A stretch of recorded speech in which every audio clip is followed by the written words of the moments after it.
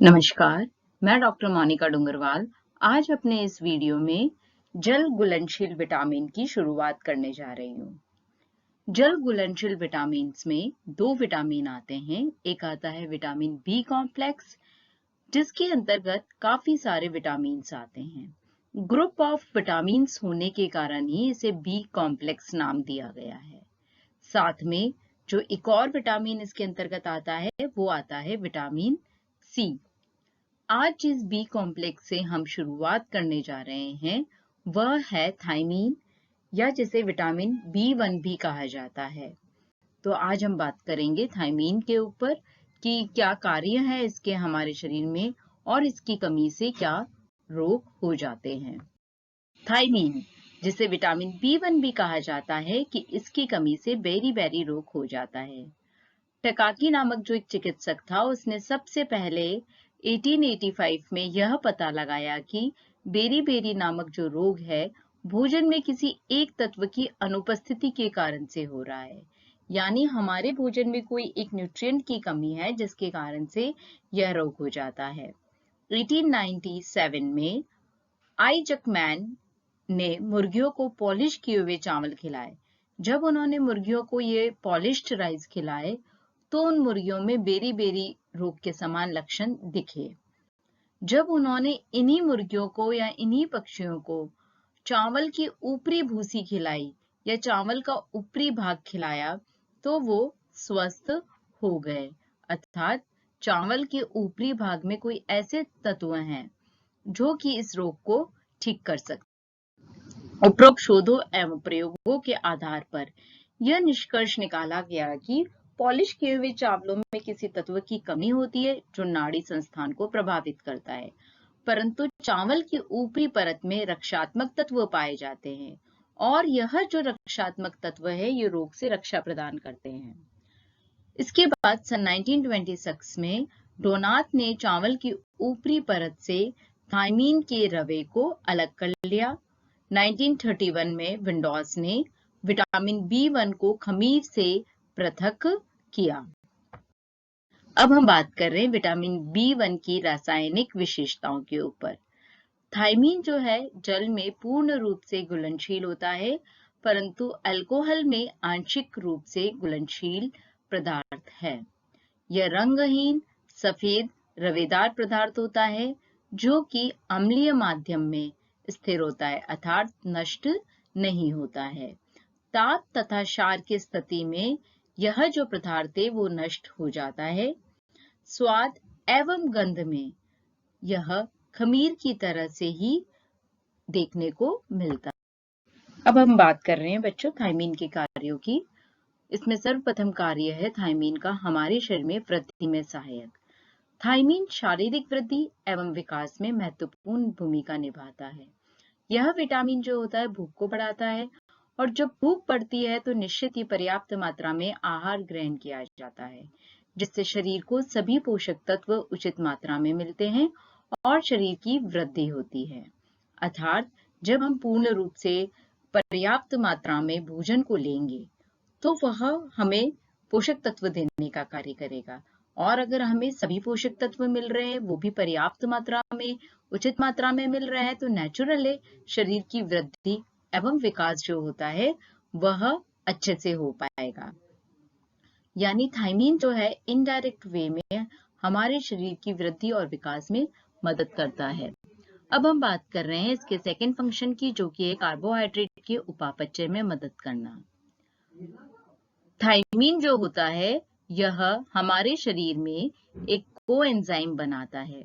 उसका नाम होता है थायमीन पायरोफॉस्फेट और इसे शॉर्ट में टीपीपी भी कहा जाता है। यह जो टीपीपी या थायमीन पायरोफॉस्फेट है इसको को कार्बोक्सिलेज भी कहते हैं।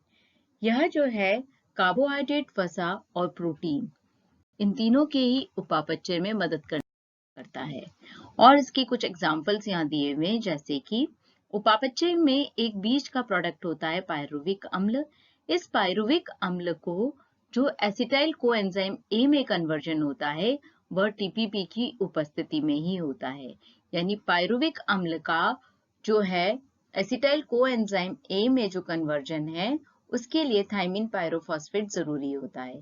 इसी तरीके से अल्फा कीटोग्लूटारिक अम्ल जो है यह थायमीन पायरोफॉस्फेट की उपस्थिति में ही सक्सिनिक अम्ल में बदलता है। जब आहार में थायमीन की कमी हो जाती है, थायमीन पायरोफॉस्फेट का निर्माण नहीं हो पाता है। इस कारण से कार्बोहाइड्रेट का उपापचय उचित प्रकार से नहीं होता है, जिसके कारण पायरुविक अम्ल का परिवर्तन कार्बन डाइऑक्साइड एवं जल में नहीं हो पाता है और फलस्वरूप कोशिकाओं और उत्तकों में यह जो पायरुविक अम्ल है, क्योंकि इसका कन्वर्जन नहीं हो रहा है तो उसका कलेक्शन होने लग जाएगा। यह हमारी कोशिकाओं उत्तकों में जमा होने लगता है। थर्ड फंक्शन है हमारे शरीर में इसका डीएनए एवं आरएनए के निर्माण में सहायक होना। थायमीन डीएनए एवं आरएनए के निर्माण में सहायता प्रदान करता है। इनके लिए राइबोज शर्करा की आवश्यकता होती है और इस राइबोज शुगर का जो निर्माण होता है थायमीन में पायरोफॉस्फेट की उपस्थिति में ही होता है। फोर्थ फंक्शन है नाड़ियों को सामान्य स्थिति में बनाए रखने में। नाड़ियां या हम कहते हैं जो नर्वस सिस्टम है उसके अंदर जो थायमीन है वह ट्राइफॉस्फेट के रूप में पाया जाता है। यह नाड़ियों के आवरण माइलिन को स्वस्थ एवं चुस्त बनाए रखने में सहयोग करता है। थायमीन जो है संवेदना पेशक कॉलिन व सेरोटोनिन को भी प्रभावित करता है।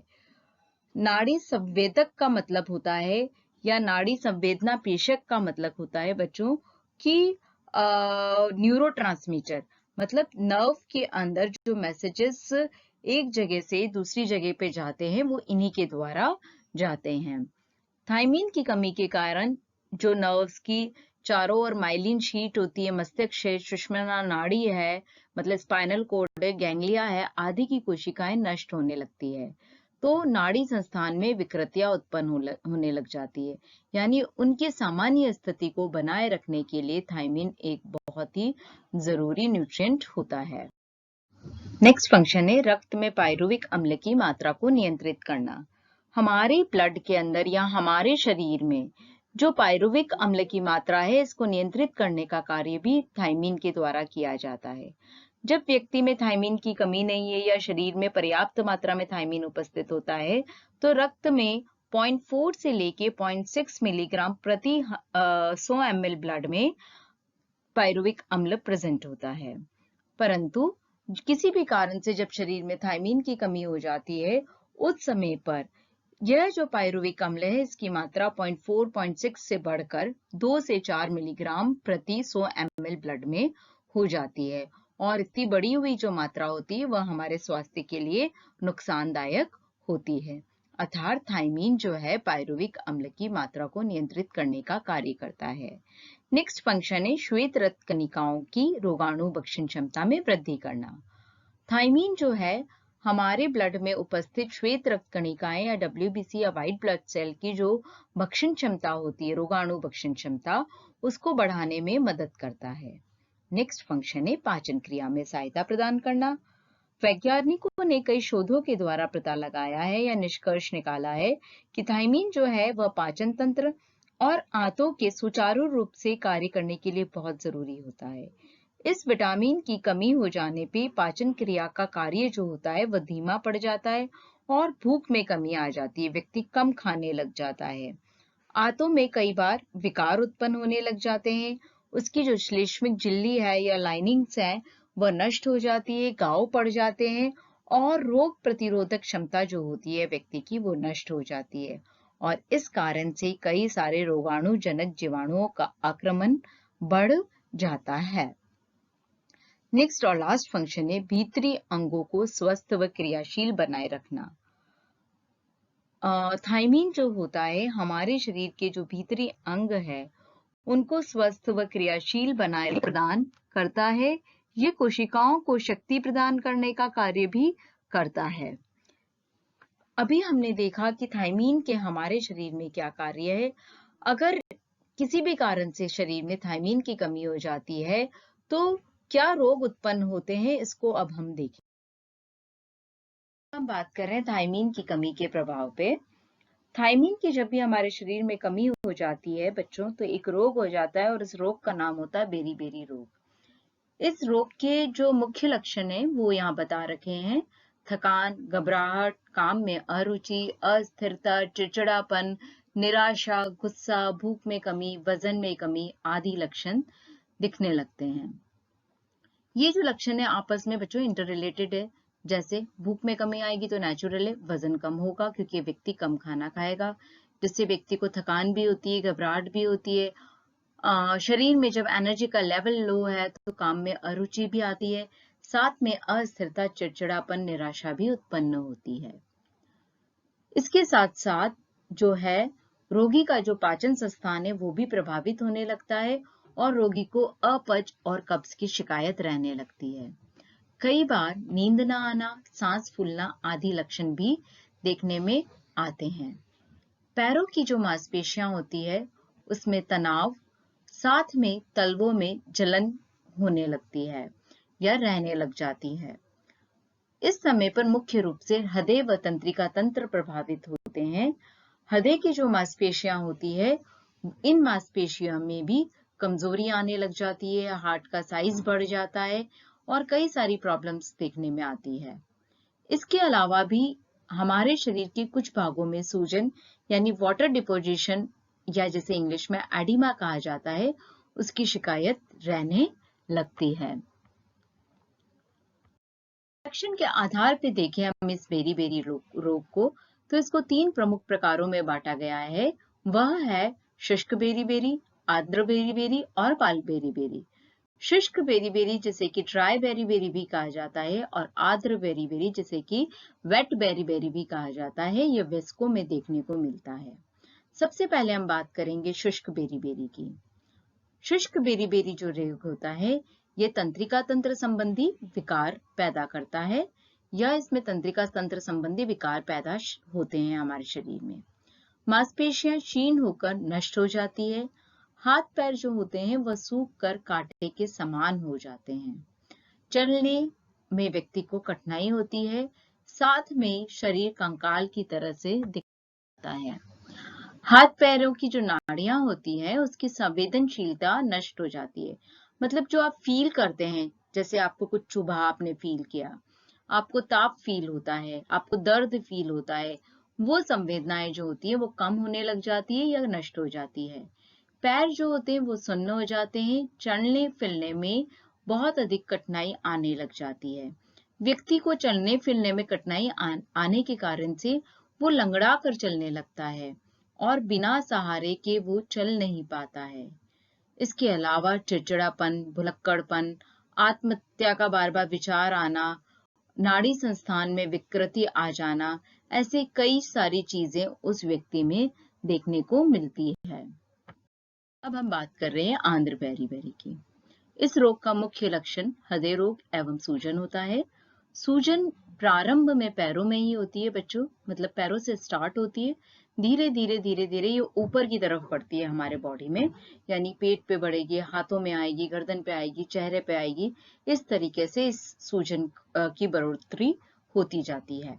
शरीर की जो मांसपेशियां होती है वो नष्ट होकर क्षीण हो जाती है, परंतु क्योंकि साथ में स्वेलिंग हो रही है शरीर के अंदर, इसलिए इस सूजन की वजह से जो मांसपेशियां नष्ट हुई है उसका पता नहीं चल पाता है, व्यक्ति लीन एंड थीन नहीं दिख पाता है उस सूजन के कारण से।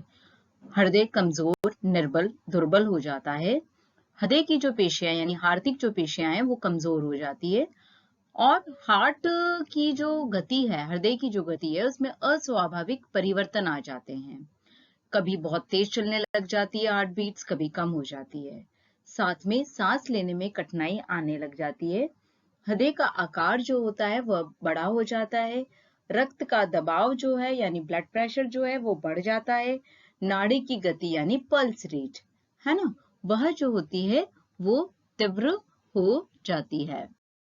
अब हम बात कर रहे हैं बाल बेरी-बेरी की, इन्फेंटाइल बेरी-बेरी की। यह रोग जो होता है ये शिशुओं में देखने को मिलता है और इसका मुख्य कारण मां के आहार में थायमीन की कमी होना होता है, जिसकी वजह से मां के जो दूध है उसमें भी थायमीन की कमी देखी जाती है और बच्चे में थायमीन की कमी हो जाती है। इसके लक्षण अचानक दिखाई देने शुरू होते हैं और कम समय में इतना भयंकर रूप ले लेते हैं कि कई बार बच्चे की डेथ तक भी हो जाती है। इसके मुख्य लक्षण पर मुंह पर सूजन आ जाना, पेट में दर्द होना, उल्टी, चिड़चिड़ापन, कई बार बोली का चला जाना, कन्वल्जन यानी कि ऐंठन भी देखने को मिलती है। बेरी-बेरी की तीव्रता के आधार पर इसे 2 वर्गों में बांटा गया है। एक होता है कार्डियोवैस्कुलर टाइप, दूसरा होता है न्यूरेटिक टाइप। जो कार्डियोवैस्कुलर है वह एक तरह से वेट बेरी-बेरी का ही रूप है ना? यह 2 से 4 माह के शिशु में अत्यधिक देखने को मिलता है और स्वस्थ दिखने वाले शिशु में अचानक ही विटामिन B1 की जो कमी होती है उसके लक्षण दिखाई देने लगते हैं, जिसके कारण उनकी मौत 10 से 12 घंटे में ही कई बार हो जाती है। कार्डियोवैस्कुलर जो टाइप है, इसके अलावा दूसरा है न्यूरेटिक टाइप। यह जो होता है जनरली 8 से 10 माह के शिशु में देखने को मिलता है और बच्चों के नाड़ी संस्थान में जो है विकृति उत्पन्न हो जाती है। यह एक तरह से ड्राई बेरी बेरी का ही रूप होता है। इसमें शरीर जो होता है बच्चे का वह सूख कर काटा हो जाता है। शरीर की मांसपेशियां जो है गलकर नष्ट हो जाती है। परिधीय नाड़ियां जो है उसमें विकार उत्पन्न हो जाता है। बच्चा चिड़चिड़ापन, उदासीन, चेहरे पे निराशा सी दिखाई देने लग जाती है। बच्चा जो है कई बार अचानक से रोने लग जाता है। साथ में उसकी जो पांव की पेशियां हैं या मांसपेशियां हैं वह निर्बल, कमजोर हो जाती है। अब हम देख रहे हैं कि थायमीन हम किन स्रोतों से प्राप्त कर सकते हैं या इसके प्राप्ति के क्या-क्या साधन हैं। थायमीन मुख्य रूप से साबुत अनाजों में पाया जाता है।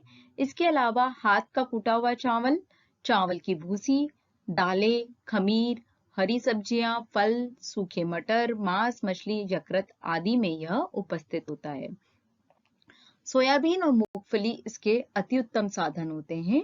सूखे मेवे और तेलीय बीज में भी यह अच्छी मात्रा में उपस्थित होता है। जब हम इसकी दैनिक आवश्यकता या डेली रिक्वायरमेंट की बात करते हैं तो थायमीन की जो रिक्वायरमेंट है यह एनर्जी से भी प्रभावित होती है। उसका रीजन ये होता है कि थायमीन कार्बोहाइड्रेट के उपापचय में आवश्यक होता है, इसलिए इसकी मात्रा कैलोरी पर भी निर्भर करती है। यह देखने में आया है बच्चों कि अगर किसी के शरीर की जो रिक्वायरमेंट है कैलोरी की 1000 किलो कैलोरी है प्रतिदिन, तो थायमीन की रिक्वायरमेंट 0.5 होगी। अर्थात अगर उसकी रिक्वायरमेंट 2000 किलो कैलोरी है तो थायमीन की रिक्वायरमेंट 0.5 मल्टीप्लाइड बाय 2 है ना, तो 1 मिलीग्राम हो जाएगी। यानी 1000 किलो कैलोरी पे उसकी जो थायमीन की रिक्वायरमेंट होती है वो 0.5 मिलीग्राम होती है। अब हम बात करते हैं आईसीएमआर ने जो इसकी दैनिक आवश्यकता की एक टेबल दी है जो कि हम सारे न्यूट्रिएंट्स में देखते आ रहे हैं। शिशुअवस्था या 0 से 6 माह के शिशु में जब हम देखते हैं कि थायमीन की क्या रिक्वायरमेंट है तो वो वजन के अनुसार दी है।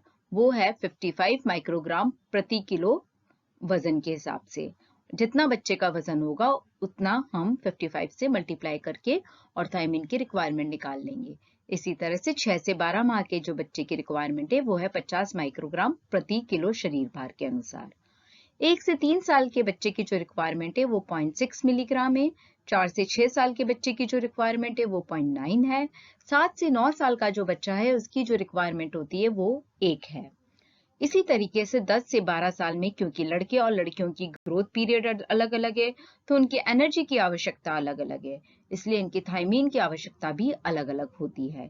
क्योंकि अभी हमने देखा कि थायमीन की जो आवश्यकता होती है वो ऊर्जा की आवश्यकता से प्रभावित होती है। तो लड़कों की क्योंकि ऊर्जा की आवश्यकता अधिक होती है इसलिए इनकी थायमीन की आवश्यकता भी अधिक होती है। अर्थात लड़के की जो आवश्यकता है वो 1.1 मिलीग्राम है, जबकि लड़कियों की आवश्यकता होती है 1 मिलीग्राम प्रतिदिन। अब हम बात कर रहे हैं 13 से 15 साल के लड़के की आवश्यकता जो कि 1.2 मिलीग्राम प्रतिदिन है। 13 से 15 साल की लड़की की जो है वह 1 मिलीग्राम प्रतिदिन है। इसी तरीके से 16 से 18 वर्ष के लड़के की जो रिक्वायरमेंट है वो 1.3 मिलीग्राम प्रतिदिन है और 16 से 18 साल की लड़कियों की 1 मिलीग्राम प्रतिदिन है। वयस्क पुरुष के अंदर जब हम बात करते हैं तो हमने देखा था बच्चों ऊर्जा के अंदर कि उनकी जो ऊर्जा की आवश्यकता होती है क्रियाशीलता पे निर्भर करती है। जो कम क्रियाशील है उनकी ऊर्जा की आवश्यकता कम होगी और हम बार बार ये बात कह रहे हैं कि ऊर्जा की आवश्यकता पे थायमीन की आवश्यकता प्रभावित होगी। अर्थात कम क्रियाशील व्यक्ति की ऊर्जा की आवश्यकता कम है तो थायमीन की आवश्यकता भी कम होगी। मध्यम की जो है ऊर्जा की आवश्यकता थोड़ी सी अधिक है तो थायमीन की थोड़ी सी बढ़ जाएगी। इसी तरह से अधिक क्रियाशील व्यक्ति की जो ऊर्जा की आवश्यकता और अधिक है तो थायमीन की आवश्यकता और अधिक बढ़ जाएगी, है ना। तो यही चीज को यहाँ पे बताया हुआ है कि कम क्रियाशील वयस्क पुरुष की ऊर्जा की आवश्यकता 1.2 मिलीग्राम प्रतिदिन, मध्यम क्रियाशील पुरुष की 1.4 मिलीग्राम प्रतिदिन, अधिक क्रियाशील पुरुष की 1.6 मिलीग्राम प्रतिदिन होती है।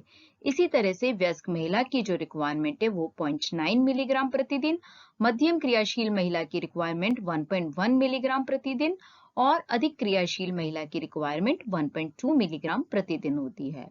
गर्भस्थ जो महिला है उसकी जो रिक्वायरमेंट है प्लस 0.2 मिलीग्राम हो जाती है। अर्थात वो जिस तरह का श्रम करने वाली महिला है उसके अंदर हम 0.2 जोड़ देंगे। अगर वह कम क्रियाशील है तो 0.9 प्लस 0.2 इज इक्वल टू 1.1 हो जाएगा। अगर वो मध्यम क्रियाशील है तो 1.1 के अंदर 0.2 जुड़ जाएगा और अगर वो अधिक क्रियाशील है तो 1.2 के अंदर 0.2 जुड़ेगा। इसी तरह से स्तनपान अवस्था 2 फेजेस की है, जिसका बेबी एक तो 0 to 6 मंथ का है और जिसका बेबी 7 to 12 मंथ्स का है। पहले जो रिक्वायरमेंट दे रखी है प्लस 0.3 वह रिक्वायरमेंट जो है 0 से 6 माह के मदर की है। ये थोड़ी सी ज्यादा इसलिए होती है क्योंकि इस समय मिल्क का प्रोडक्शन ज्यादा हो रहा है। तो ये जो 0.3 है वो जिस भी तरह का कार्य करने वाली महिला है उसमें जुड़ जाएगा और 7 से 12 महीने का जिसका शिशु है उसकी रिक्वायरमेंट 0.2 प्रेगनेंसी के बराबर है। तो जिस तरह के श्रम करने वाली महिला है उसके अंदर ये 0.2 की रिक्वायरमेंट जुड़ जाती है। इसके साथ ही थायमीन यानी विटामिन B1 के कार्यों को देखा हमने कि हमारे शरीर में किस तरीके से थायमीन कार्य करता है, किस तरीके से कोएंजाइम को बनाता है और यह जो कोएंजाइम होता है हमारी उपापचय की क्रियाओं के लिए, वृद्धि के लिए, आरएनए, डीएनए, नाड़ी संस्थान आदि चीजों के लिए आवश्यक होता है। अगर हमारे शरीर में इसकी कमी हो जाए तो आप देख रहे हो इसकी आवश्यकता इतनी कम मात्रा में फिर भी काफी हार्मफुल रिजल्ट आ सकते हैं। इवन शिशुओं में इसके कारण से डेथ भी हो सकती है। इसके प्राप्ति के क्या स्रोत है और इसकी क्या आवश्यकता है, ये सारी चीजों को आज हमने कंप्लीट किया है।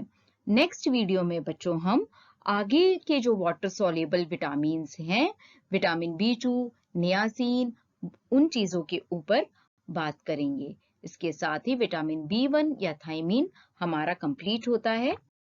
थैंक यू बच्चों।